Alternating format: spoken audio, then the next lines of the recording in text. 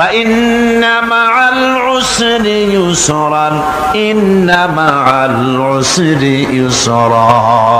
আল্লাহ পাক বলেন, জেনে রাখো দুঃখ এবং কষ্টের সাথে রয়েছে সুযোগ আর সুবিধা, আর অসচ্ছলতার সাথে রয়েছে উদার সচ্ছলতা। জোরে কোন সুবহানাল্লাহ। কাজে ভয় পাওয়ার কারণ নাই, হতাশ হওয়ার কারণ নাই। মন আশায় বুক বেঁধে রাখো। গুনাহ করেছো, হতাশ হয়ো না। যুবকদের গুনাহ করা স্বাভাবিক। ইউনিভার্সিটির ছাত্র, কলেজের ছাত্র, প্রফেসর, শিক্ষক, অফিসার ঘুষ খেয়েছেন, জিনা করা হয়েছে, মদ খাওয়া হয়েছে, মিথ্যা কথা বলা হয়েছে, যাই কিছু করেন না কেন ভয় পাওয়ার কারণ নাই, নিরাশ হওয়ার কোনো দরকার নাই। আল্লাহ পাক ডেকে বলেছেন, কুল ইয়া ইবাদিয়াল্লাযীনা আসরাফু আলা আনফুসিহিম লা তাকনাতু মির রাহমাতিল্লাহ। আরে আমার আল্লাহর মতো এত ভালো আর কেউ আছে? এত দরদ আর কারো আছে? আমার আল্লাহ বলেন, ও নবী আপনি শুনায় দেন, হে আল্লাহর বান্দারা, তোমরা যারা নিজেদের উপরে বাড়াবাড়ি করেছো, নিজেদের উপরে জুলুম করেছো, অত্যাচার করেছো, আমি আল্লাহর রহমত থেকে নিরাশ হয়ে যেও না।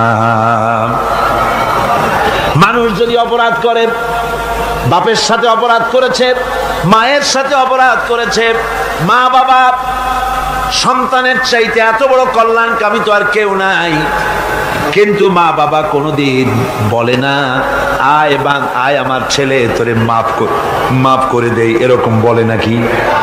মন চায় ছেলে যদি মাপ চাইতো খুশি হয়ে মাফ করে দিতাম, কিন্তু কেন যে আসে না, ডাকে না যে আয় মাফ করে দেই। মা বাপ আপনাকে এত ভালোবাসে, সেই মা বাপও আপনাকে বলে না যে আয় মাফ করে দেই। আমার আল্লাহ হচ্ছেন এমন আল্লাহ, আল্লাহ রাব্বুল আলামিন ডাকেন, এ বান্দা খুন করেছিস ফিরে আয়, জিনা করেছিস ফিরে আয়, হত্যা করেছিস ফিরে আয়, চুরি করেছিস ফিরে আয়, কুফরি করেছিস ফিরে আয়, সুদ খেয়েছিস, ঘুষ খেয়েছিস, মদ খেয়েছিস ফিরে আয়, এসে আমার দরবারে চোখের পানি ফেল, আমার দরবারে কাঁদাকাটি কর। ইন্নাল্লাহা ইয়াগফিরুয যুনুবা জামিআ ইন্নাহু হুয়াল গফুরুর রহিম। আমার দরবারে চোখের পানি ফেলে কান, আমি রব্বুল আলামিন জিন্দেগীর গুনাহ মাফ করে দেব। সুবহানাল্লাহ কর, সুবহানাল্লাহ কর। আমার কাছে কান, চোখের পানি ফেল। আল্লাহ রাব্বুল আলামিনের কাছে বান্দার দুইটা ফোঁটা বেশি প্রিয়। একটা হলো জিহাদের ময়দানে যে রক্ত ফোঁটা দেওয়া হয়, এটা আল্লাহর কাছে প্রিয়। আর আল্লাহর ভয়তে গুনার জন্য লজ্জা করে, অনুশোচনা করে বান্দা যখন চোখের পানি ছেড়ে দেয়, আল্লাহর কাছে এটা অত্যন্ত প্রিয়। নবীজি বলেছেন, বান্দা যখন গুনার ভয়তে, আল্লাহর ভয়তে, জাহান্নামের ভয়তে অনুশোচনা করে যখন চোখ দিয়া পানি ছেড়ে দেয়, ওই চোখের পানি নাকের অর্ধেক আসতে না আসতে আল্লাহ রাব্বুল আলামিন বান্দারে মাফ করে দেন। আল্লাহ বরদাস্ত করতে পারেন না যে বান্দা কান্দু। আমার ভাইরা, আল্লাহ রহমত এই পৃথিবীতে, আল্লাহ রহমতকে 100 ভাগ করা হয়েছে। আল্লাহ রহমতের কত ভাগ? এই 100 ভাগের 1 ভাগ সারা পৃথিবীতে ছড়াই দেওয়া হয়েছে। আর 99 ভাগ কার কাছে? আল্লাহর কাছে। 1টা ভাগ দুনিয়া ছড়ানো হয়েছে আদম আলাইহিস সালাম থেকে নিয়ে এই পর্যন্ত, এখান থেকে নিয়ে কিয়ামত পর্যন্ত পৃথিবীতে যত মানুষ আসবে, যত প্রাণী আসবে, তাদের মধ্যে প্রাণী জগতেও গাবি তার বাছুরকে ভালোবাসে ঠিক কিনা, হাতি তার বাচ্চাকে ভালোবাসে ঠিক কিনা, মুরগি তার বাচ্চাকে ভালোবাসে কিনা, প্রত্যেক মাই তার সন্তানকে ভালোবাসে মানুষের মতো। এই ভালোবাসা, স্নেহ, এই মমতা, এই করুণা, এই মহব্বত একটা ভাগ দুনিয়ায় দেওয়ার পর আপনি আর আমি যতটুকুন ভাগে পেয়েছি সেই মহব্বতে, স্ত্রীর মহব্বতে অস্থির, মায়ের মহব্বতে অস্থির, সন্তানের মহব্বতে অস্থির। এখন চিন্তা করেন, একটা ভাগ সারা পৃথিবীতে বিতরণ করার পর যেটুক পেয়েছি তাতে যদি এত মহব্বত হয়, তাহলে এর 99 ভাগ মহব্বত যে আল্লাহর কাছে জমা আছে, এই বান্দার জন্য তার কত মহব্বত, এই বান্দার জন্য কত করুণা তার, কত মহব্বত তার, কত দয়া তার। এজন্য আল্লাহ রাব্বুল আলামিন বলেছেন, নাব্বি ইবাদি আন্নী আনাল গফুরুর রহিম।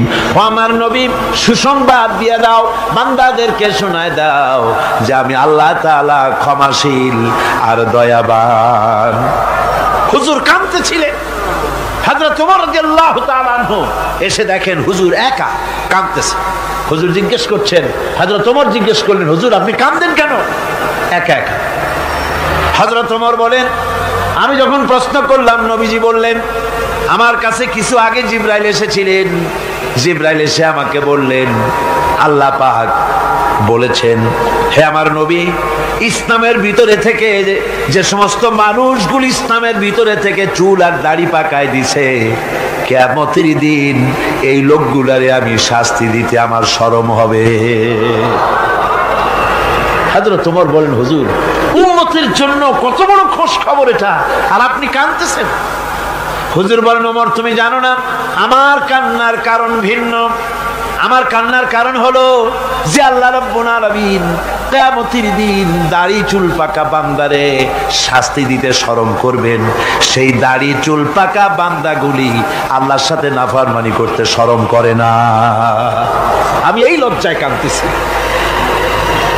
ভাইরা, হুজুর আল্লাহ পাক বলেন, ও আমার নবী, রাতের আধারে যখন একটা বুড়া আমার দরবারে হাত উঁচু করে, একটা বুড়া মানুষ রাতের আধারে যখন আমার দরবারে হাত উঁচু করে আর যখন বলতে থাকে, রব্বুল আলামিন আমার পেছনের জীবনটা বড় খারাপ করেছি, এমন কোন কাজ জীবনে করি নাই যা তোমার কাছে কিছু দাবি করতে পারি, সব রকমের নাফরমানি করেছি, আজ আমি বুড়া হয়ে গেছি, কামাই করতে পারি না, ছেলে আমাকে চোখে দেখতে পারে না, পুত্রবধূ আমাকে ঘরে জায়গা দেয় না, আমার স্ত্রী আমাকে দেখতে পারে না, রোজগার করতে পারি না, হাঁটতে পারি না, চলতে পারি না, সবার কাছে আমি তিতা হয়ে গেছি, আমি দাঁড়াতে পারি না, কোমরে ব্যথা পাই, হাঁটুতে ব্যথা পাই, চলতে পারি না, কানে শুনতে পাই না, চোখে দেখতে পারি না, আর তোমার কাছে কিছু চাইয়া নেব এমন ভালো কাজও করি নাই।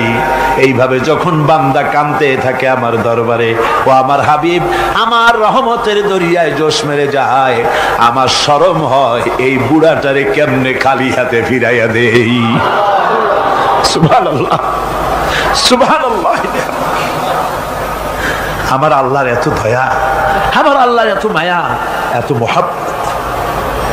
আমার আল্লাহ রাব্বুল আলামিন বলেন, ওয়াইযা সালাকা ইবাদি আন্নী ফাইন্নী করিব। ও আমার হাবিব, আমার বান্দা আমার ব্যাপারে প্রশ্ন করে, আমি বান্দার একদম নিকটে।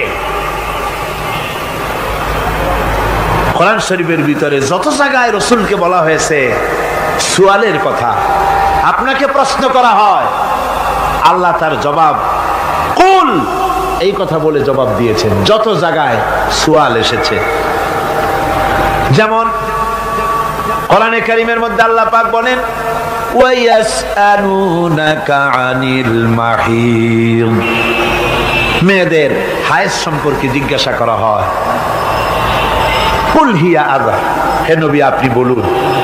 এভাবে করে কুল দিয়ে জবাব দেওয়া হচ্ছে।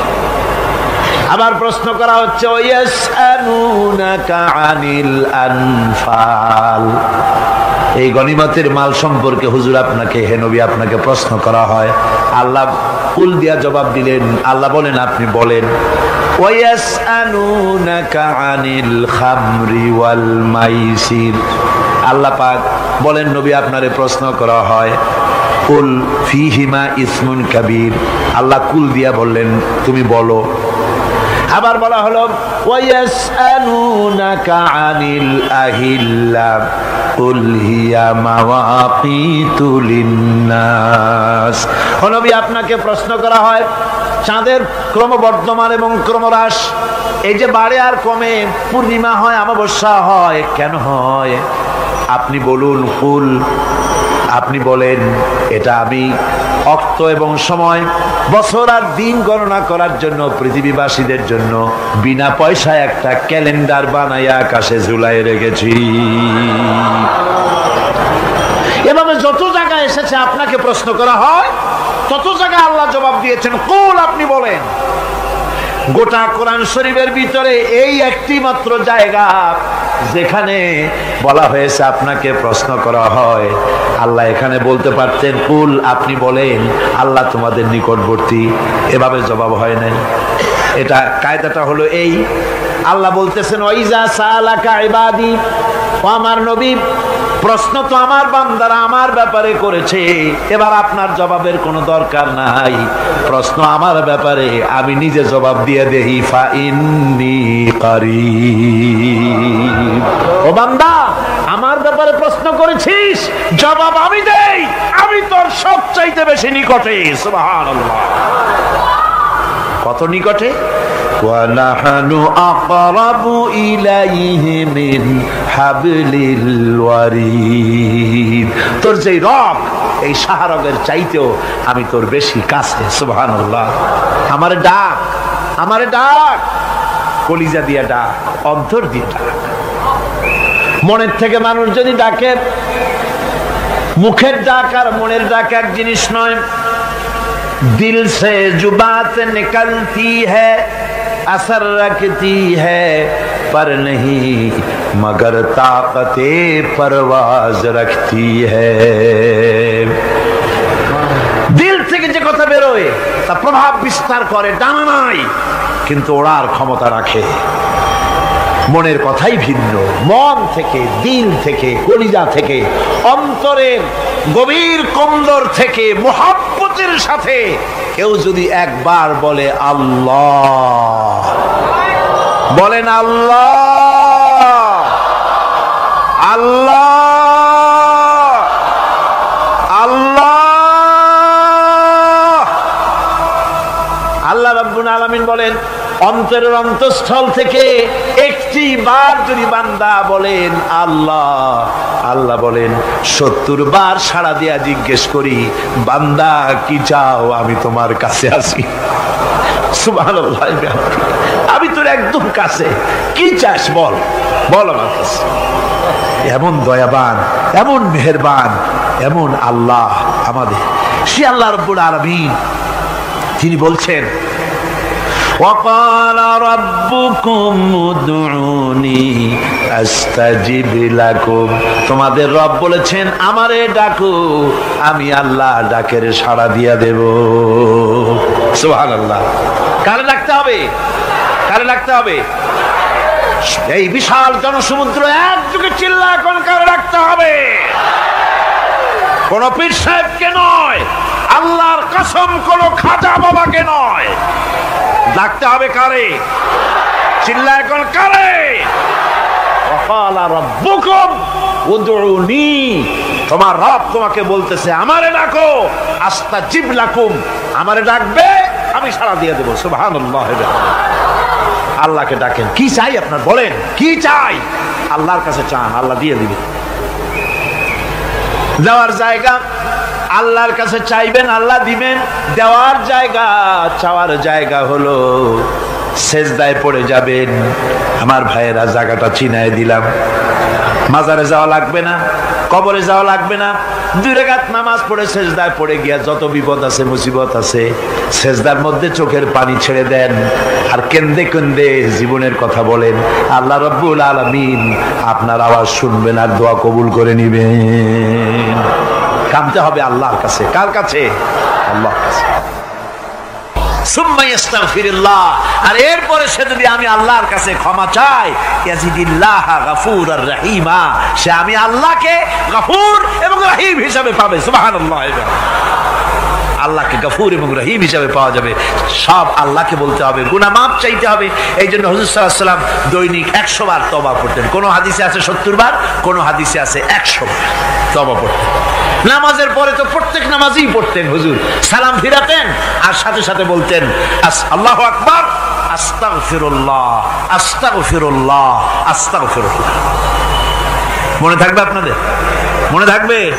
সালাম ফিরাইয়া কি বলবেন? না, সালাম ফিরাবার সাথে সাথে বলবেন আল্লাহু আকবার, তারপরে পড়বেন আস্তাগফিরুল্লাহ, আস্তাগফিরুল্লাহ, আস্তাগফিরুল্লাহ। তওবা করবেন, আল্লাহর কাছে সবসময় গুনাহ মাফ চাইতে থাকবেন, বিনীত থাকবেন। আল্লাহকে পাওয়া যাবে, তাকে রহিম হিসেবে পাওয়া যাবে। সুতরাং ঈমান বিল্লাহ, আল্লাহর প্রতি ঈমান আনলে পরে চতুর্থ নম্বরের যে উপকারটা হবে সেটা হলো হতাশায় ভুগবে না, নিরাশায় ভুগবে না, আশায় বুক বেঁধে উঠবে, ঈমান মজবুত হবে, আল্লাহর কাছে মানুষ বিনয়ী হয়ে যাবে। এবার পঞ্চম নম্বরের উপকার আমি বলছিলাম, ঈমান বিল্লাহ, আল্লাহর প্রতি ঈমান আনলে পরে অসংখ্য উপকার হয়, অসংখ্য বৈশিষ্ট্য আছে। এর 6টা উপকারের কথা আমি বলবো। কয়টা? অসংখ্য উপকারের ভিতরে প্রধান 6টি উপকারের কথা বলবো। এর বললাম কয়টা? 4টে বলছি। এবার বলো পঞ্চম উপকারের কথা। আল্লাহর প্রতি আপনি পূর্ব পশ্চিমে কতবার মুখ ঘোরালেন, এটাই কিন্তু আপনার আসল সৎ কাজ নয়।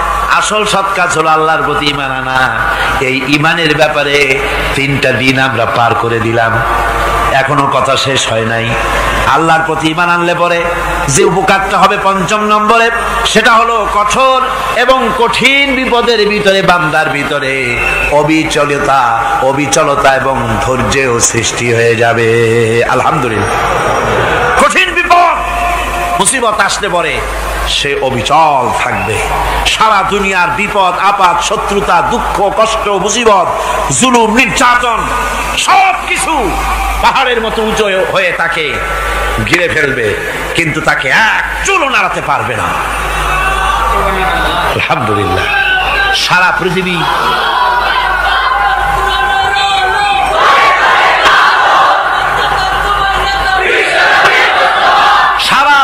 একদিকে আর সে একা একদিকে থাকবে। বিরোধিতা তো হবেই, বিপদ তো আসবেই। কবি বলতেছেন, সাথে জাকা রহা হ্যায় আজল সে তা ইমরোজ, সাথে জাকা রহা হ্যায় असल से ता इमरोज, चरागे मुस्तफावी से शरारे बुलहबीस। সে আবহমান কাল থেকে শুরু করে মুস্তাফা সাল্লাল্লাহু আলাইহি ওয়াসাল্লামের দীপ শিখার সাথে আবু জাহেল, আবু লাহাবের অগ্নিস্ফুলিঙ্গের টক্কর লেগেই আছে। রাসূলুল্লাহর আল্লাহর দেওয়া এই বিধান, এই দ্বীনের বাতিটা টিম টিম করে চলেছে।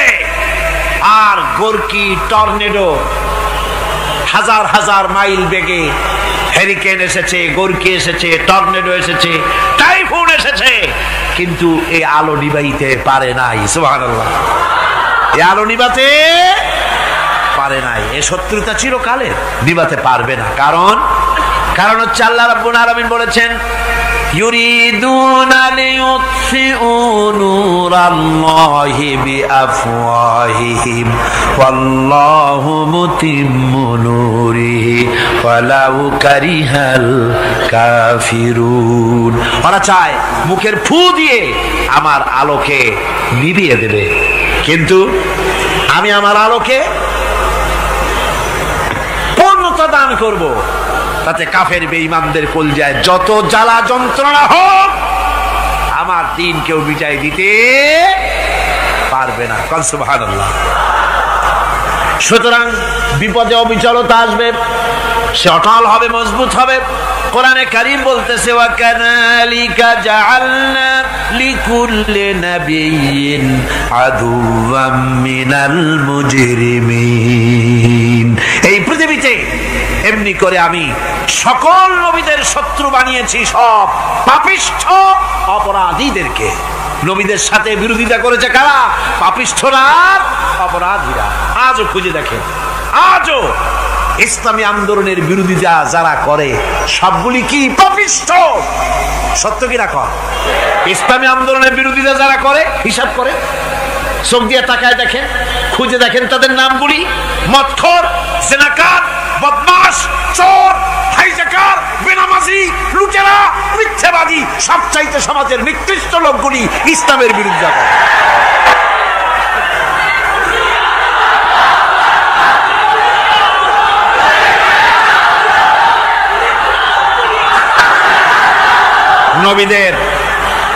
নবীদের শত্রু আল্লাহ বলেন সব যুগে নবীদের সাথে শত্রুতা করেছে পাপিষ্ঠরা। আল্লাহর কথা, কার কথা? সকল যুগে নবীদের সাথে শত্রুতা করেছে পাপিষ্ঠরা, নিকৃষ্ট ধরনের অপরাধীরা। সুতরাং নবী রাসূলদের অবস্থা যখন এই, তখন দ্বীনের দাওয়াত যারাই দেবে তাদের কিসমত এরকম হবেই।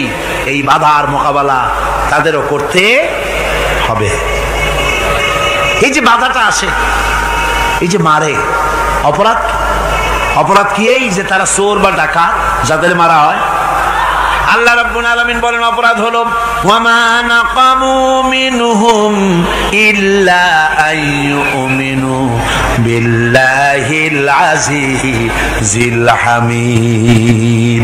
অপরাধ হচ্ছে ইমানদার লোকদের উপরে নির্যাতন চালিয়েছে, অন্য কোনো কারণে নয়। কারণ একটাই, তারা আল্লাহর জমিনে আল্লাহর দ্বীন প্রতিষ্ঠা করতে চেয়েছে, আর কোনো অপরাধ না। জমিন আল্লাহর, জমিন কার? এই বিশাল জনসমুদ্র গর্জে উঠুন একযোগে, বলুন জমিন কার? আইন চলবে কার? এখানেই সংঘর্ষ বেঁধেছে আবহমান কাল ধরে। মানুষ অত্যাচারিত হয়েছে, সাহাবায়ে কেরাম অত্যাচারিত হয়েছেন। বুখারী শরীফের হাদিসে এসেছে রাসূল করিম সাল্লাল্লাহু আলাইহি ওয়াসাল্লামের কাছে হযরতে খাব্বাব গিয়ে উপস্থিত হয়েছিলেন। হযরতে খাব্বাব বলেন, হাদিসটা এভাবে লেখা হয়েছে বুখারীতে, ওয়ান খাব্বাব বিন আল-আরিদ রাদিয়াল্লাহু তাআলা আনহু قال شكونا إلى رسول الله صلى الله عليه وسلم وهو متوسد بردة له في ظل الكعبة। রাসূলুল্লাহর কাছে গেলাম, কাবা শরীফের কাছে গিয়া দেখি নবীজি একটা চাদর গায়ে দিয়ে তিনি আরাম ফরমাচ্ছিলেন কাবা শরীফের ছায়ায়। সেখানে গিয়ে বললাম, আলা তাস্তানসিরু লানা আলা তাদউ লানা ইয়া রাসূলুল্লাহ, হে আল্লাহর রাসূল, আপনি কি আমাদের জন্য আল্লাহর কাছে দোয়া চাইবেন না? আপনি কি আল্লাহর কাছে আমাদের জন্য সাহায্য চাইবেন না? আমাদের লোকগুলিকে, মুসলমানগুলিকে মারতে মারতে তো শেষ করে ফেলে দিল। তারা আমাদের সুমাইয়াকে মারলো, আমাদের খাব্বাবকে উটের সাথে পায়ের দড়ি লাগায় টানলো, আমাদের খোবায়েবকে তারা আগুনের উপরে চিৎ করে শোয়ায় রাখলো, না খায় রাখতেছে, মারতেছে। কষ্টে তো শেষ হয়ে গেলাম। হুজুর, আপনি কি আমাদের জন্য দোয়া করবেন না? হাদিস শরীফে এসেছে নবীজি উঠে বসলেন সোজা হয়ে। নবীজি বলেন, ও আমার সাহাবী, ও খাব্বাব, শোনো, তোমাদের আগে এই পৃথিবীতে যারা দ্বীনের দাওয়াত দিতে এসেছিলেন তাদেরকে সমকালীন রাষ্ট্রশক্তি, সমাজ শক্তি তাদেরকে ধরত। ফায়ুখাজুর রাজুলো, তাদেরকে তারা ধরত। ফায়ুহফারু লাহু ফিল আরদ, আর তার জন্য জমিনের ভিতরে কবর বানাইতো। ওই কবর ফায়ুজালু ফিহা, ওই কবরের ভিতরে তাকে কোমর পর্যন্ত গেড়ে দিত। সুম্মা ইউতা বিল মানশার, এরপরে করাত আনতো। ফায়ুদাউ আলা রাসিহি, এরপরে ওই করাত তার মাথার উপরে রাখতো। ফায়ুজালু নিসফাইন, এরপরে করাত দিয়া চিরে জীবিত মানুষটারে দ্বিখণ্ডিত করে ফেলে দিত। মা ইয়াসুদ্দুহু যালিকা আন দীনিহি, ও আমার খাব্বাব, এত কষ্ট দেওয়ার পরেও সেই যুগের কোন মুসলমানকে, দ্বীনের দায়ীদেরকে আল্লাহর দ্বীন থেকে এক চুলো তারা সরাই দিতে পারে নাই, এক চুলো সরাতে পারে নাই। ওয়াল্লাহি, ও খাব্বাব, আমি আমার আল্লাহর নামে কসম করে বলছি, লা ইউতাম্মান্নাল্লাহু হাযাল আমরা হাত্তা ইয়াসিরার রাকিবু মিন সানা ইলা হাযরামাউত। আমি কসম করে বলি, আল্লাহ রাব্বুল আলামিনের এই সানা থেকে হাজারামাউত পর্যন্ত লোকেরা যাতায়াত করবে, সুন্দরী রমণীরা গমন করবে, সদাগরেরা যাতায়াত করবে, টাকা নিয়া পয়সা নিয়া যাতায়াত করবে। তাদের মনের মধ্যে লুটের ভয়, টাকার ভয়, চুরির ভয়, ডাকাতির ভয়, জেনার ভয়, হত্যার ভয়, ধর্ষণের ভয়, কোনো ভয় থাকবে না। লা ইয়াখাফু ইল্লাল্লাহ, আল্লাহ ছাড়া কোনো ভয় থাকবে না। এমন একটা সমাজ, এমন একটা সময় আসবে। ওয়ালাকিন্নাকুম তাস্তাজিলুন, অথচ খুব তাড়াহুড়ো তোমরা করতেছো। তাড়াহুড়ো করো না, সময় আসবে ইনশাআল্লাহ। আমার ভাইয়েরা, আমার বন্ধুগণ, কঠিন বিপদে অবিচলতা এবং ধৈর্যের দৃষ্টান্ত রেখে গেছেন আম্বিয়া আলাইহিমুস সালাম। সুবহানাল্লাহ। কঠিন বিপদে অবিচলতা, দৃঢ়তা, ধৈর্য কারে বলে, তার দৃষ্টান্ত কারা রেখেছেন? আম্বিয়া আলাইহিমুস সালাম। ওনারাই আমাদের আদর্শ, নবীরাই আদর্শ। সাহাবায়ে কেরাম রিদওয়ানুল্লাহ তাআলা আলাইহিম আজমাইন আমাদের আদর্শ। ভাইরা আমার, মুসা আলাইহিস সালামকে ফেরাউন যখন ঘিরে ফেলে দিল, কোরআনের সব কথা গল্প গুজবার ইতিহাসের জন্য লেখা হয় নাই। কোরআনের মধ্যে যা লেখা হয়েছে সব বান্দাদের উপদেশের জন্য, যাতে করে লোকেরা চিরটা কাল এর থেকে উপদেশ নেওয়া নিজেদের তৈরি করতে পারে। জোরে বলেন সুবহানাল্লাহ। মুসা আলাইহিস সালামের কথা আল্লাহ বলেন, ফেরাউন তাকে ঘিরে ফেলে দিল, পালাবার রাস্তা নাই। ফালাম্মা ترى الجمعان قال أصحاب موسى إنا لمدركون। মুসা আলাইহিস সালামের উম্মতেরা বললেন, হে মুসা, পাকড়াও হয়ে গেছি, পালাবার রাস্তা নাই। তিন দিক থেকে আমাদেরকে ঘেরাও করেছে ফেরাউনের শক্তি। সামনে কি? দরিয়া, আর তিন দিকে কি? ঘেরাও আন্দোলন। পালাবার পথ নাই, পালাবার পথ নাই। সারাশি আক্রমণ, ঘেরাও আন্দোলন। এই যে ঘেরাও টেরাও তো আজকে নতুন নাই, ঘেরাও আসছে অনেক আগের থেকে। আসলে কথা বুঝতে পেরেছি। মাইক না থাকলে আমি কি করবো কোন? আজকে এরকম হচ্ছে কেন? আগামীকাল ঠিক হবে ইনশাআল্লাহ, রাগ করেন না। গান হচ্ছে, বসেন বসেন। শয়তান ঢুকছে মাইকের মধ্যে। অনেক সময় হয় কি, মাইকের হাই পাওয়ারের যে মেশিন আছে, এর ভিতরে ইথার থেকে রেডিওর ওই গানগুলি ওর মধ্যে ঢুকে পড়ে। কথা বুঝতে পেরেছে? এই জন্য শয়তান তো আর বসে থাকে না, ওরও তো কিছু করার আছে। ধৈর্য ধরেন, ধৈর্য ধরেন। কালকে অপারেটরদেরকে মাওলানা শামসুদ্দিন সাহেবের কাছে অনুরোধ করব, অপারেটর একটু ভালো করে হেদায়েত করে দেবেন।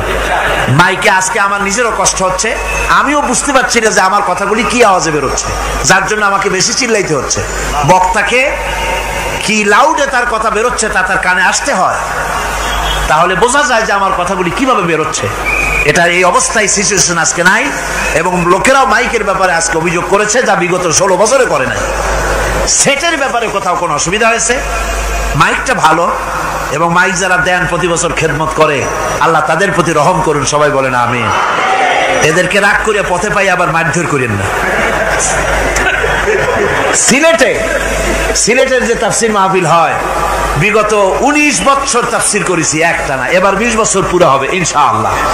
সিলেটে একটানা 20 বছর তাফসির করতেছি সেখানে। তো মাইক, একটা লোক বিনা পয়সায় মাইক দেয়, মাইকের ভাড়া সে নেয় না। তাফসিরে মাহফিলের মাইকের ভাড়া নেয় না। যে বছর এরশাদ সরকার আমাকে প্লেন থেকে নামতে দিল না, আপনাদের মনে আছে? সিলেট থেকে ফিরাই দিল। এই খবরটা মাইকম্যান যখন শুনেছে যে আমাকে নামতে দেয় নাই, ফিরাই দেওয়া হয়েছে, সাথে সাথে স্ট্রোক করেছে, হার্ট ফেল করে দুনিয়া থেকে বিদায় হয়ে গিয়েছে। সিলেটে তাফসির হতে পারবে না, এই কথা সে বরদাস্ত করতে পারে না।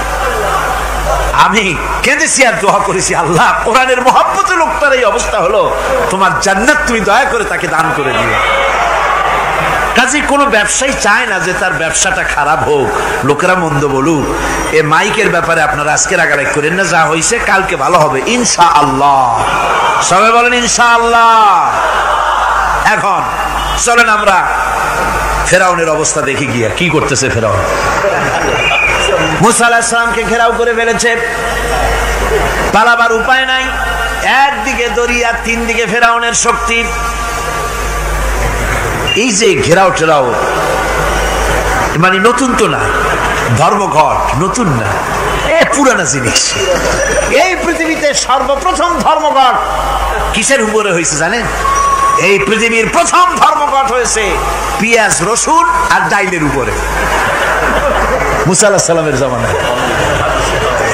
লান নাসবিরা আলা তুআমিন ওয়াহিদ, আমরা এক রকমের খাদ্য আর খাবো না, আমাদের পেঁয়াজ দেওয়া লাগবে, ডাল দেওয়া লাগবে, রসুন দেওয়া লাগবে। সর্বপ্রথম ধর্মঘট হয় মুসা আলাইহিস সালামের জামানায়, সেখান থেকে শুরু হয়েছে। কিন্তু মশাল মিছিল যে আসলো কই থেকে, এইটা আমি খুঁজে পাইনি। পরে প্রত্যেকটা জিনিসের তো ইতিহাস আছে, আমি খুঁজতে খুঁজতে পেলাম। আমি জানি না এর ইতিহাস মূলে কোথায়, কিন্তু আমি যতদূর খুঁজে পাইছি সেটা হলো মশাল মিছিলের আবিষ্কার হয়েছে লঙ্কায় রাবণের সময়।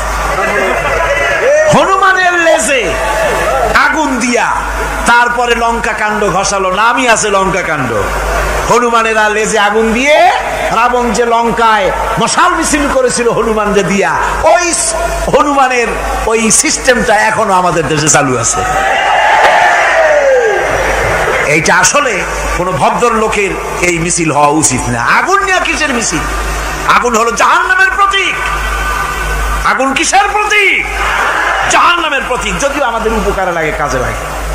সুতরাং আমরা যা করব প্রত্যেকটা জিনিসের পেছনে সুন্নতে নববীর কোনো না কিছু থাকতে হবে। কথা বুঝতে পেরেছেন? তিন দিক থেকে ঘেরাও হয়ে গেছে, পালাবার কোনো রাস্তা। হযরতে মুসা আলাইহিস সালামের কাছে উম্মতেরা বললেন, পালাবার তো কোনো পথ নাই, এখন উপায়টা কি? আমাদের তো আর উপায় নাই। মুসা আলাইহিস সালাম দেখেন বিপদে পড়ে গেছেন, কিন্তু ধৈর্য হারান নাই, ভয় পান নাই। ভয় পাইছিলেন? ভয় পেয়েছেন? প্রশ্নই ওঠে না। মুসা আলাইহিস সালাম আল্লাহ পাক যাদেরকে বলেছেন উলুল আযম রাসূল, যাদের বলেছেন তার মধ্যে হযরত মুসা একজন উলুল আযম পয়গম্বর। চারটিখানি কথা না, আল্লাহ কথা বলছেন তার সাথে, কালিমুল্লাহ তিনি। সুবহানাল্লাহ। মুসা আলাইহিস সালাম শোনালেন, কাল্লা ইন্না মাইয়া রাব্বি সায়াহদিন। কখনো নয়, আমার উম্মতেরা ভয় পেও না, আমার রব অবশ্যই আমাকে পথ দেখাবে। সুবহানাল্লাহ। তিন দিক থেকে শত্রু, একদিকে দরিয়া, পালাবার কোন রাস্তা নাই। সেখানে দৃঢ়তার সাথে তিনি বলছেন, অবশ্যই আমার আল্লাহ আমারে পথ দেখাবে। সুবহানাল্লাহ। নবীরা এই দৃঢ়তা দেখিয়েছেন, অবিচলতা দেখাইছেন। আল্লাহ পাক মুসা আলাইহিস সালাম যখন এই দৃঢ়তা দেখালেন, এই অবিচলতা দেখালেন, সঙ্গে সঙ্গে জিবরাইল এসে হাজির হয়ে গেলেন। আল্লাহ পাক বলেন, ফাআওহাইনা ইলা মূসা আন আদরিব বিআসাকাল বাহরা ফানফালাকা ফাকানা কুল্লু ফিরকিন কাত্তাউদিল আযীম। মুসা আলাইহিস সালামকে আমি ওহী নাযিল করলাম, তাকে বললাম হাতে যে লাঠি আছে এই লাঠি দিয়ে আঘাত করো দরিয়ার উপরে। দরিয়ার উপরে আঘাত করলেন, একটা রাস্তা হয় নাই, 12টা রাস্তা তৈরি হয়ে গেল। আর দেওয়ালগুলা পাহাড়ের মতো উঁচা হয়ে গেল। দরিয়ার ভিতরে পাহাড়ের মতো উঁচা মজবুত 12টা রাস্তা। এবার মুসা আলাইহিস সালাম তার দলবল নিয়ে চললেন। আল্লাহ রাব্বুল আলামিন বলেন, وأنجينا موسى ومن معه أجمعين। মুসা এবং তার সাথী সঙ্গীদেরকে আমি পার করে দিলাম। মুসা আলাইহিস সালাম এবং তার সাথী সঙ্গী নিয়ে যখন দরিয়ার মাঝখানে আসছে, ফেরাউন তার দলবল নিয়ে এসে গেছে। আসে দেখে নদীর মধ্যে রাস্তা। বাবা, খুব তো কায়দা। ও মনে করছে ওর বাজানের তৈরি করা ডিস্ট্রিক্ট বোর্ডের রাস্তা। ওর লোকজন নিয়ে নেমে গেছে দরিয়ার ভিতরে, ও আসছে মাঝখানে, মুসা আলাইহিস সালাম চলে গেছেন ওপার, দরিয়া পার। মাঝখানে যখন এসে গেল, আল্লাহ রাব্বুল আলামিন পানিকে অর্ডার করলেন কুন। আল্লাহ তো বটন টেপা লাগে না, মুখ দিয়া কোনো হুকুম করা লাগে না, শুধু বলেন কুন। যে ব্যাপারে কুন বলেন ফায়াকুন, সাথে সাথে হয়ে যায়। আল্লাহ বললেন কুন, আর অমনি রাস্তা বন্ধ হয়ে গেল। এবার তুফান শুরু হয়েছে নদীতে, ঢেউয়ের উপরে ঢেউ, মৌজুন কাল জিবাল, পাহাড়ের মতো উঁচু হয়ে হয়ে ঢেউ আসতেছে, দলবল ঘোড়া আর অস্ত্রপাতি যা ছিল সব মরে শেষ। এবার ফেরাউন একা উপরে ওঠে আর নিচে নামে, পানি খেতে খেতে পেটের কাম সারা, জনমের খাওয়া খাইছে পানি। এখন জান যায়, বাঁচবার আর উপায় নাই, বাঁচবার আর উপায় নাই। ফেরাউন তার নিজের জীবন সম্পর্কে হতাশ হয়ে গেল। এবার ফেরাউন বলতেছে, আমানতু আন্নাহু লা ইলাহা ইল্লাল্লাযী আমানাত বিহি বানু ইসরাঈল। আমি ঈমান আনলাম, আমি ঈমান আনলাম আল্লাহ ছাড়া কোন ইলাহা নাই। ওই আল্লাহর উপর ঈমান আনলাম যে আল্লাহর উপরে ঈমান এনেছে বনি ইসরাইলেরা। আল্লাহ যাতে ঠিক পায় যে কোন আল্লাহর উপর ঈমান আনছে। বনি ইসরাইলের আল্লাহর উপর ঈমান আনলাম। আল্লাহ এই তো মুসলমান হয়ে গেছি, এরপরও আমার সুবাও কেন?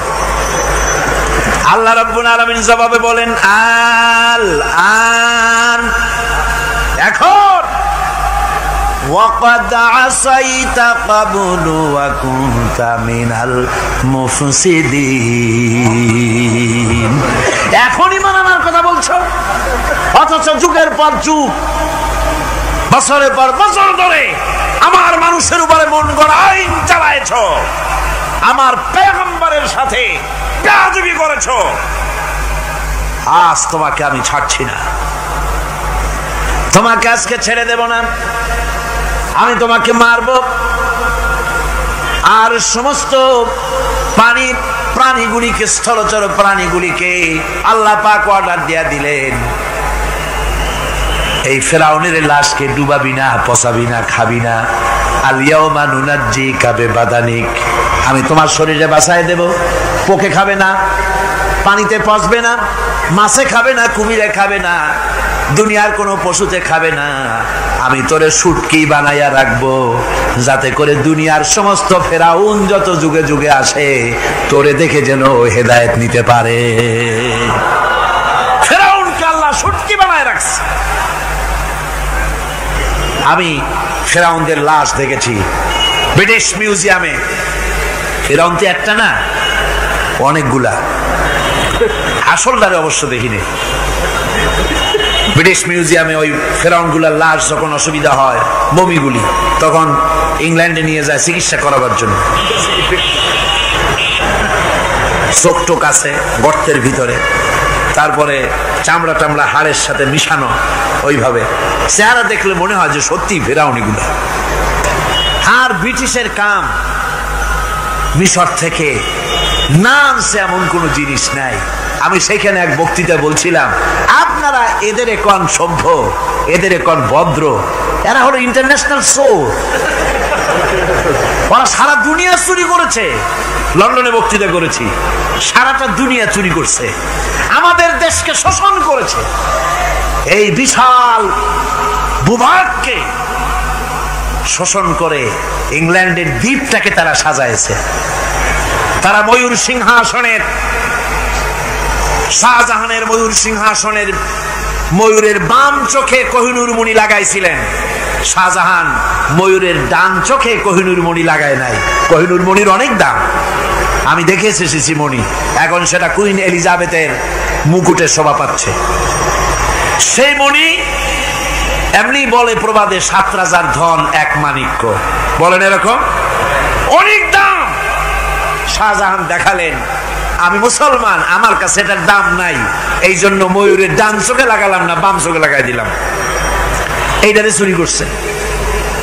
তারপরে মিশর থেকে, মিশরের মমি চুরি করেছে, জুতা চুরি করছে, ছাতি চুরি করছে, পিসা চুরি করেছে। আমি বললাম, এগুলা কি ভদ্রলোক নাকি? এরা জুতা চোর, পিসা চোর, লাঠি চোর, সব চুরি করেছে। যাই দেখেন ব্রিটিশ মিউজিয়ামের মধ্যে সব দুনিয়ার চুরি করা জিনিস নিয়ে তারা মানুষকে দেখাইয়া পয়সা অর্জন করছে। টিপু সুলতানের তরবারিটা পর্যন্ত চুরি করেছে। আজ পর্যন্ত ব্রিটিশ মিউজিয়ামে টিপু সুলতানের তরবারিটা আছে, আমি তরবারিটা দেখে এসেছি। আমার বন্ধুগণ, বলতেছিলাম যে পৃথিবীতে আল্লাহ রাব্বুল আলামিন নবীরা তাদের চরিত্র দিয়ে বিপদের মোকাবেলা করে, দুনিয়ার সামনে কঠিন বিপদের মোকাবেলা করে অবিচলতা, দৃঢ়তা দেখায় গেছেন যে কেমন করে এই পৃথিবীতে বিপদের সামনে মোকাবেলা করতে হয়। ধৈর্য ধরতে হবে, বিপদ আসবে পাহাড় সমান হয়ে, আপনাকে ধৈর্য ধারণ করতে হবে সেভাবে বুক বেঁধে। যেহেতু এটা যদি বিশ্বাস হয় যে আমার কিসমতে যা আছে তার থেকে বেশি কিছু হবে না, তাহলেই আপনার ধৈর্য আসবে, ভয় পাবেন না। কথা ঠিক কিনা কন? এবারে হযরত হুদ আলাইহিস সালাম সম্পর্কে আল্লাহ রাব্বুল আলামিন বলেন, হযরতে হুদকে যখন ষড়যন্ত্র হলো, কাফির বেঈমানেরা তাকে মেরে ফেলার জন্য যখন সরকারি ষড়যন্ত্রে লিপ্ত হয়ে গেল, হযরতে হুদ সমাজের এই চ্যালেঞ্জের মোকাবেলা করলেন। হযরত হুদ বলেন, ফাকিদুনি জামিআন সুম্মা লা তুনজিরুন ইন্নী তাওয়াক্কালতু আলাল্লাহি রাব্বি ওয়া রাব্বিকুম। তোমরা তোমাদের ষড়যন্ত্র আমার বিরুদ্ধে যত পারো আমার বিরুদ্ধে ষড়যন্ত্র চালাও, এতটুকুন আমার অবকাশ দিও না। আমি এমন আল্লাহর উপরে ভরসা করেছি যার হাতের ভিতরে তোমাদেরও জান আর আমারও জান। যা পারো তাই করো। সরকার সমস্ত শক্তি একত্রিত হয়ে আমার মোকাবেলা করো। একদিকে হুদ আলাইহিস সালাম, আর একদিকে গোটা জাতি। হযরত হুদ ভয় পায় নাই। সুবহানাল্লাহ কোন? ঈমান বিল্লাহ মানুষের কলিজাকে এভাবে শক্ত করে দেয়। কোন আলহামদুলিল্লাহ। এবারে এই বিপদের, কঠিন বিপদের মোকাবেলা করে আমার রাসূল যে প্রমাণ দিয়া গেলেন, আমার রাসূল যে কঠিন বিপদের মোকাবেলা করলেন, ভাইরা আমার, হিজরতের রাতে সওর পাহাড়ের ভিতরে যখন তিনি আশ্রয় নিলেন, হযরতে আবু বকরের সাথে ছিলেন। হযরতে আবু বকর রাদিয়াল্লাহু তাআলা আনহু বলেন, হুজুর আপনি দাঁড়ান, এটা তো পাহাড়িয়া গুহা, গুহার ভিতরে সাপ থাকতে পারে, বিচ্ছু থাকতে পারে, আমি আগে ঢুকি, বিপদ যদি হয় আমার উপর থেকে হয়ে যাক। গুহার ভিতরে নেমে গুহা সাফ করলেন। এরপরে হুজুরকে ডাকলেন, হুজুর তাশরীফ নিলেন গুহার ভিতরে। এরপরে হুজুর বললেন, আবু বকর পাহাড়ে হেঁটে হেঁটে 2-3টা পাহাড় পাড়ি দিয়া যাওয়া লাগে সোর পাহাড়ে। মদিনার সোজা রাস্তা হুজুর ধরেন নাই, মেসফালার পথ দিয়া, জাবালে কেদোয়ার উপর দিয়া 3টা পাহাড় পাড়ি দিয়া তারপরে হুজুর গেলেন সোর পাহাড়ে। গুহার ভিতরে হুজুর তাশরীফ নিলেন। বললেন, আবু বকর তুমি বসো, তোমার উরুর উপরে মাথা রেখে আমি একটু আরাম করি। হযরতে আবু বকর বসলেন, হুজুর তার উরুর উপরে মাথা রেখে ঘুমায় গেলেন। আর এরপরে কাফির বেঈমানেরা তালাশ করতে করতে কাফেররা এসে গেল পায়ের চিহ্ন দেখে দেখে গর্তের কাছে। হযরত আবু বকর ভয়তে কেঁদে ফেললেন, আহারে আর তো উপায় নাই, এবার তো ধরা পড়ে গেছি, এবার নবীজিকে মেরে ফেলে দেবে। নবীর মহব্বতে, নিজের মহব্বতে নয়, নবীর মহব্বতে কাঁদতেছিলেন। হুজুর বলেন, হুজুরের ঘুম ভেঙে গেল। বলো আবু বকর কাঁদো কেন? ছেলের কথা, মেয়ের কথা, বিবির কথা, বাড়ির কথা মনে পড়লো নাকি? হযরত আবু বকর বলেন, ইয়া রাসূলুল্লাহ, আল্লাহর কসম করে বলি, যেদিন ঈমান এনেছি এই কলিজার ভিতরে মা বাপ, স্ত্রী, পুত্র, পরিজন, এমনকি আমার নিজের জীবনের চাইতে আপনারে বেশি ভালোবাসি। কান্দো কেন? কান্দো কেন? হযরত আবু বকর বলেন, হুজুর ধরা পড়ে গেছি, কাফেররা এসে গেছে, গর্তের কাছে তাকালি আমাদের দেখতে পাবে, আমরা তো মাইনরিটি, ওরা তো মেজরিটি, আমরা তো ধরে মারি ফেলাই দেবে, আপনাকে মেরে ফেলে দেবে, এই জন্য কাঁদি। আল্লাহ রাব্বুল আলামিন হুজুর তখন কি দৃঢ়তা, কি অবিচলতা, কি ধৈর্যের পাহাড় সম মনোবৃত্তি তখন দেখালেন। আল্লাহ কোরআন শরীফে চিরকাল যাতে মানুষেরা হেদায়েত নিতে পারে সেজন্য হুজুরের কথা উঠায় দিলেন কোরআনে। আল্লাহ পাক বলেন, ইযহুমা ফিল গার ইয ইয়াকুলু লিসাহিবিহি লা তাহজান ইন্নাল্লাহা মা'ানা। ও বন্ধু, ভয় পেও না, আল্লাহ আমাদের সাথে আছেন। সুবহানাল্লাহ। আল্লাহ আমাদের সাথে আছেন। আমরা মাইনরিটি নই, আমরাই মেজরিটি। আল্লাহ আছে আমার সাথে, ভয় পাওয়ার কোনো কারণ নাই। সুবহানাল্লাহ। আল্লাহ পাক বলেন ফাআনসালাল্লাহু সাকিনাতাহু আলাইহি ওয়া আইয়াদাহু বিজুনুদিন লাম তারাওহা। আমি এদের অন্তরের ভিতরে আমি শান্তি নাজিল করে দিলাম, প্রশান্তি দিয়া দিলাম, আর আমি সাহায্য করলাম, আর এমন সব সৈন্য পাঠায় দিলাম যে সৈন্যগুলি তোমরা দেখতে পাও নাই। সুবহানাল্লাহ ওয়া বিহামদিহি। ভাইরা আমার, রাসূল করিম সাল্লাল্লাহু আলাইহি সাল্লাম এই বিপদের মাঝে, চরম বিপদের মাঝে অবিচলতা, দৃঢ়তা, কঠিন আত্মনির্ভরতা দেখিয়েছেন। এগুলি হলো ঈমানের ৫ম নম্বরের উপকারিতা। আল্লাহর প্রতি ঈমান আনলে এভাবে পাহাড় সম ঈমান মজবুত হয়ে যায়। জেলের পরোয়া করি না, ফাঁসির পরোয়া করি না, শহীদ হওয়ার পরোয়া করি না, মেরে ফেলে দেবে, উড়ায় দেবে, হত্যা করবে, পরোয়া করি না। পরোয়া করি কেবলমাত্র কাকে? জোরে বলেন কারে? এইরকম মুসলমান হাজার হাজার লাখ লাখ দরকার নাই, ৩১৩ জন যথেষ্ট। কয়জন যথেষ্ট? ৩১৩ জন যথেষ্ট। বদরে যারা জান দিয়ে মাল দিয়ে দিনকে প্রতিষ্ঠিত করেছিলেন, এরকম ৩১৩ জনই যথেষ্ট ছিল। এই দৃঢ়তা, এই অবিচলতা, এই ঈমান, এই ধৈর্য শিক্ষা দেয়, এই উপকার করে ঈমান বিল্লাহ। আল্লাহর প্রতি ঈমান আনলে এভাবে পাহাড়ের মতো শক্ত হয়ে যায় কলিজা। কোন আলহামদুলিল্লাহ। আমার বন্ধুগণ, এবার আমি বলবো সর্বশেষ উপকারের কথাটা বলি, মোনাজাত ছেড়ে দেব। কয়টার কথা বলছিলাম? উপকার ৬টা উপকারের কথা বলেছি। অনেকগুলি বৈশিষ্ট্য, অনেকগুলি উপকারের মধ্যে আল্লাহর প্রতি ঈমানের ৬টা উপকারের কথা ৫টা বলা হয়ে গেছে। এবার ৬ষ্ঠ নম্বর এবং শেষ নম্বর, এটা হচ্ছে আল্লাহর প্রতি ঈমান আনলে পরে তার দ্বারা সবচাইতে বেশি ফায়দা পায় সমাজ এবং রাষ্ট্র। কোন আলহামদুলিল্লাহ, কোন আলহামদুলিল্লাহ। আল্লাহর প্রতি ঈমানের দ্বারা নৈতিক সংশোধন হয় এবং রাষ্ট্র আর সমাজ সবচাইতে বেশি উপকৃত হয়। কারণ হলো ঈমানদার ব্যক্তি আল্লাহর প্রতি যে ঈমান এনেছে, তার মনের মধ্যে ধারণা এটা হয়, আমার কোনো কাজ তো গোপন থাকে না। ইন্নাল্লাহা লা ইয়াখফা আলাইহি শাইউন ফিল আরদি ওয়ালা ফিস সামা। আল্লাহর কাছে গোপন বলতে কিছু নাই, আকাশেও নাই, জমিনেও নাই, কোনো কিছু গোপন নাই।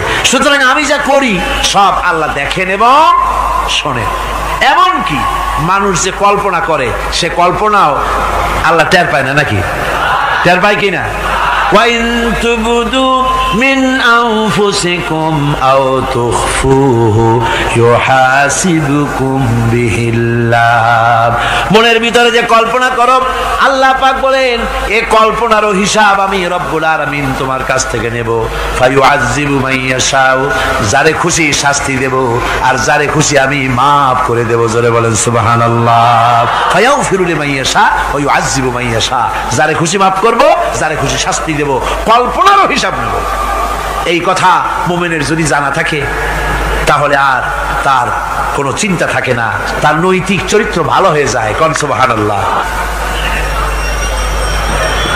আমার বন্ধুগণ, ঈমানদার লোক, আল্লাহর প্রতি ঈমান আসলে পরে সমাজ উপকৃত হয়, রাষ্ট্র উপকৃত হয়ে যায়। যেহেতু বান্দা জানে আমি দায়িত্বহীন কোনো কথা বলতে পারবো না, দায়িত্বহীন কোনো কাজ করতে পারবো না। আল্লাহ পাক বলেছেন, মা ইয়ালফিযু মিন কাউলিন ইল্লা লাদাইহি রাকীবুন আতীদ। বান্দা এমন কোনো কথা বলে না যে কথা আমার ফেরেশতারা রেকর্ড করে না রাখে। কাজী মুমিন ব্যক্তি আল্লাহর ভয়তে দায়িত্বহীন কথা বলবে না। নির্বাচন আসলে পরে রাস্তা সোনা দিয়ে বান্ধায় দেব, এই করব সেই করব, না খাইয়া কেউ মরবেন না। আসে না নির্বাচনের সময় সেরাগালি বদনারা মঞ্চে দাঁড়িয়ে কত বড় বক্তৃতা করে, ভাইয়ের আমার, বোনের আমার, এবার আমার বোতল মার্কা বাক্স, আপনারা আমাকে ভোট দিয়ে দেশ এবং জাতির আরেকবার 12:30 বাজাইবার সুযোগ দিন। এবার ক্ষমতায় গেলে কেউ না খাইয়া মরবেন না, কিন্তু কি খাইয়া মরবে তাও বলেন। এর মারেফতি অর্থ হচ্ছে এই, ওরা যদি ক্ষমতায় যেতে পারে তাহলে বিষ খাইয়া হোক, গুলি খাইয়া হোক, কিছু না কিছু খেয়ে মরতে হবে। একেবারে খালি পেটে মরলে গ্যাস্ট্রিক হওয়ার সম্ভাবনা আছে। ঈমান বিল্লাহ যদি না থাকে, আল্লাহর ভয় যদি না থাকে, তাহলে দায়িত্বহীন কথা বলে। আর আল্লাহর ভয় যদি থাকে তাহলে নৈতিকতার সংশোধন হয়ে যায়, দায়িত্বপূর্ণ কথা বলে, মানুষকে ফাঁকি দেয় না। আমার বন্ধুগণ, আল্লাহ রাব্বুল আলামিন তার বান্দা যারা আল্লাহকে ভয় করে, সে ভয় করা বান্দাগুলির মনের মধ্যেই চিন্তা এসে যায়, আমি যেখানে থাকি না কেন আল্লাহ আমাকে দেখতেছেন, শুনতেছেন। রাতে হোক দিনে হোক, যেখানে আছি আল্লাহ আমারে দেখতেছেন। আল্লাহ পাক বলতেছেন, ওয়া হুয়া মাআহুম ইজ ইউবাইতুনা মা লা ইয়ারদা মিনাল কওলি ওয়া কানা আল্লাহু বিমা ইয়ামালুনা মুহীতা। আল্লাহ পাক বলেন, আমি তো আমার বান্দার নিকটে তখনও থাকি যখন সে গোপনে গোপনে রাতের বেলায় আমার মর্জির খেলাফ পরামর্শ করে। আমার মর্জির খেলাফ পরামর্শ করতেছে রাত্রে, আমি তো তখনও কাছে থাকি, ওটা আমি শুনি। ঈমান যদি আসে তাহলে এই সব কাজ থেকে সে বিরত থাকে। সে যদি কম হয় সেখানেও আল্লাহ, বেশিও যদি হয় সেখানেও আল্লাহ। এমন কোন জায়গা আছে নাকি চিটাগংয়ে যেখানে আপনি একটা আকাম করবেন আর আল্লাহ টের পাবে না? কোন আছে নাকি? আচ্ছা, চট্টগ্রামে না থাকুক, বাংলাদেশের কোন জায়গা আছে নাকি? পার্বত্য চট্টগ্রামে যত পাহাড় আছে, উঁচু নিচে জায়গা আছে, ওই জায়গায় বোধহয় আছে নাকি? সারা পৃথিবীতে আছে কোথাও? আল্লাহকে ফাঁকি দেওয়ার জায়গা কোথাও? সব স্পষ্ট। আল্লাহ কি ঘুমায় নাকি? ঘুমায়? তার কাছে দিনও যায়, রাতও যায়। সমানে তিনি দেখতে পান, শুনতে পান, সবকিছু দেখতে পান, সবকিছু শুনতে পান। তাকে ফাঁকি দেওয়ার কোনো উপায় নেই। এই জন্য ৬ষ্ঠ নম্বরের উপকার যেটা হয় সেটা হলো সমাজ উপকৃত হয় ওই মানুষ দিয়ে যার মধ্যে ঈমান আছে। হযরত ওমর রাদিয়াল্লাহু তাআলা আনহু রাতের আধারে শেষ রাত্রে ঘুরতেছিলেন, দেখেন এক বাড়িতে কথা হচ্ছে, কথাবার্তার আওয়াজ পাওয়া যায়। মনে করলেন কোনো অসুখ বিসুখ নাকি। ঘরে গিয়ে কান পাচ্ছেন দেওয়ালের সাথে, শুনতে পাচ্ছেন ভিতরে বুড়ি মা তার মেয়েকে বলছে, এই মেয়ে ওঠ, উটের দুধ দোয়াই নিয়ে আসছি, এর মধ্যে পানি মিশা, তারপর সকালে বাজারে নিয়ে যা।